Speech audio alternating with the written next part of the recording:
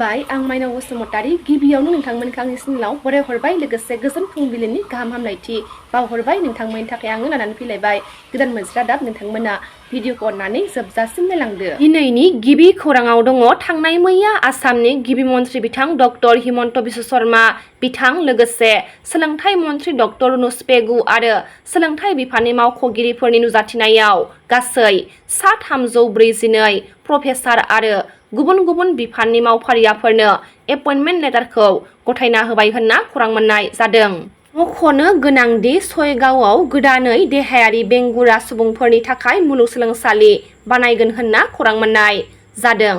National university four डिसएबिलिटि studies मुङै मिरु सोरखारा देहायारि बेंगुराफोरनि मुलुगसोलोंसालि बानायगोन होनना डक्टर हिमन्त बिश्व शर्मा बिथाङा बुंथिदों। से गेदेर खौरां फैगौ सेप्तेम्बर दानाव जानो गोनां बिटिसि बिसायख'थियाव बर' हारिखौ जेबो जेंना खोलैयालासे फैगौ बिटिसि बिसायख'थियाव बिजेपि दोलोआ बिटिआरनि गासै मोन 40 बियाबनि गेजेराव मोन 38 बियाबाव बिजेपि दोलोआ बिजाथि फसंनो साखाफारा जादों होनना खौरां मोननाय जादों। मख'नो गोनांदि बिटिसिनि बारग' चिफ हाग्रामा महिलारि बिथांनि देबोरगाव बियाबाव आरो बिटिआरनि गाहाय प्रमद बर' बिथांनि गयबारि बियाबावल' बिजेपि हान्जाया बिजाथि फसङा होनना खौरां मोननाय जादों। बिटिसिनि गासै मोन 25 बियाबाव बिजेपि दोलोआ देरहाखागोन होनना रोखा जादों। मख'नो गोनांदि फैगौ 2 आगस्टनिफ्राय 20 आगस्टसिम बिटिसिआव बिजेपि दोलोआ बिजेपि दोलोनि हाबाफारि लानो साखाफारा जादों। बे हाबाफारिया प्रमद बर' बिथां आरो हाग्रामा महिलारि बिथांनि बियाबावबो जागोन होनना खौरां मोननाय जादों।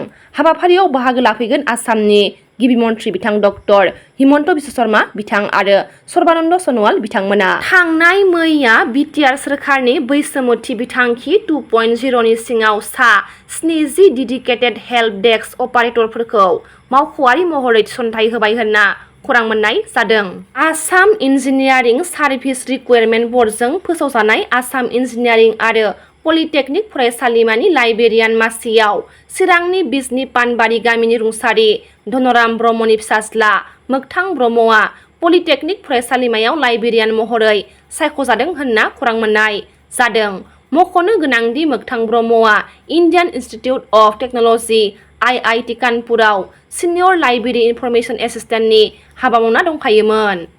सनितपुर जिल्लानि दाब दाब जायगायाव इभिक्सन खालामनायनि नटिस दैथायहरग्रा सनितपुरनि AFS DFO सम्पक डेका आरो सारिदुवारनि रेन्ज अफिसार सुजित नाथखौ ट्रान्सफार खालामनाय जाबाय होनना खौरां मोननाय जादों। थांनाय सानाव सनितपुर जिल्ला सारिदुवार हाग्रा बिफाननि सिङाव थानाय ट्राइबेल हारिनि ओनसोलफोराव थांनाय 17 खालाराव इभिक्सन खालामनायनि फोसाव बिलाइ हरनायनि सायाव दुलाराय बर' फरायसा आफादनि आफादगिरि दिपेन बर' बिथाङा मोनसे गोनां खौरां आरो गोनां आयदानि सायाव खौरां मेलनि गेजेरजों बुंथिदों।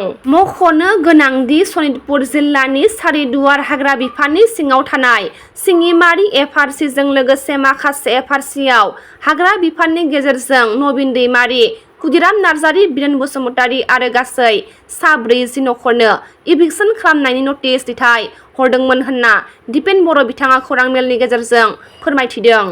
तामुलपुराव जिल्ला खुंथायनि बानजायनायाव तामुलपुर सना बिथांखि आजावनानै लन मेला खुंदों। तामुलपुर जिल्ला खुंथायनि बानजायनायाव बेंक आरो गोबां बिफाननि हेफाजाबाव खुंजानाय बे लन मेलायाव मोन 640 सेल्फ हेल्प ग्रुपफोर आरो सा 310 सुबुंफोरनो गासै 43 कौटि रांनि लन होनाय जादों।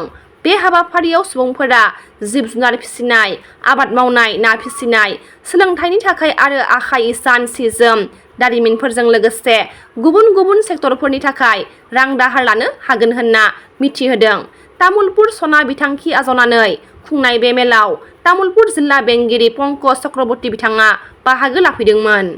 धलेगाव आयुष्मान रैखाथि मन्दिर देहा फाहामसालिनि थिंसाजों बोलांनाय मोब्लिब तारखौ लाना क'क्राझार जिल्ला APDCLनि सायाव गोख्रों अजद होदों देहा फाहामसालि सामलाय आफादनि आफादगिरि बिपिन नार्जारि बिथाङा क'क्राझार सोहोरनि सानजा फारसे थानाय धलेगाव आयुष्मान रैखाथि मन्दिर देहा फाहामसालिनि थिंसाजों बोलांनाय मोब्लिब तारखौ गुबुनथिं बोलांनो थाखाय गोलाव समनिफ्रायनो क'क्राझार जिल्ला एपिडिसिएलनिसिम आर'जलाइ होसेयावबो दिनैसिम जेबो फिननाय मोनफिनिखौ लानानै ओनसोलनि सांग्रां रायजोफोर आरो देहा फाहामसालिनि सामलाय आफादा गोजोननाय गैयैखौ फोरमायथिदों। मख'नो गोनांदि बे मोब्लिब तारा माब्लाबा थिङाव नांना जाब्रबथाय जागोननि सायाव ओनसोलनि रायजोफोरा गिखांनाय सोमजिदों। थिं साजों बोलांनाय बे मोब्लिब तारा जेराव बिफां दालायाव आबुङै नांना दङ बेनि सायावबो मोब्लिब बिफाना जेबो राहा लायाखै होनना दलेगाव आयुष्मान रैखाथि मन्दिर देहा फाहामसालिनि सामलाय आफादनि आफादगिरिया खौरां बिजोंनि गेजेरजों फोरमायथिदों।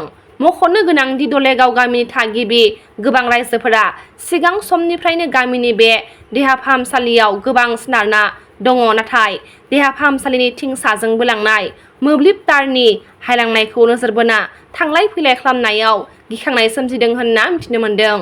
समाज सिबियारि लजित ब्रह्मनि बाखनायथाव खामानि चिरां जिल्लानि औगुरि गामिनि थागिबि जसेफ चन्द्रमाहारिया गोब्राब नाजानायजों गावनि नखरखौ सुंथानो हायाखैमोन। जसेफ चन्द्रमाहारिनि बेफोरबायदि दुखु खस्थ'खौ नुनानै मदद खालामनो सिगांबोदों आरो इ-रिक्सा गंसे बायना होदों समाज सिबियारि लजित ब्रह्मआ। बिथांनि बेफोरबायदि सुबुं अनफावरि हाबा मावनायखौ नुनानै गोजोननाय आरो साबायखर बावदों जसेफ चन्द्रमाहारिनि नखरजों लोगोसे गामिनि रायजो राजाफोरा। बि.टि.आर. सोरखारनि बड'लेण्ड हेन्डलुम मिशनखौ बिथा खालामनानै क'क्राझार बिगियान फरायसालिमानि न'ब्लाङाव क'क्राझार जिल्ला फालांगियारि लोगो हमनाय आरो सांग्रांथि जथुम हाबाफारि बानजायदों। हाबाफारियाव मावफुं सोद्रोमा धनन्जय बसुमतारी बिथाङा गाहाय आलासि महरै बाहागो लाफैदों। तामुलपुरनि एम.एल.ए. जलेन दैमारिनि नुजाथिनायाव खुंजानाय गासै नाग्रिजुलि ओनसोलनि फारफ्रोमबो बिथिङाव जौगानायनि सायाव सावराय जथुमा खुंदों। गुबैयै बे मेलेमजिबि मेलाव नाग्रिजुलि ओनसोलनि सोलोंथाइ, सावस्रि, गेलेमु, हान्थामेला, हा खुरखानाय, आयेननि बेबस्था बायदि आयदाफोराव सावरायनाय जादों होनना मिथिनो मोन्दों। बे आयदाफोरनि सायाव तामुलपुरनि एम.एल.ए.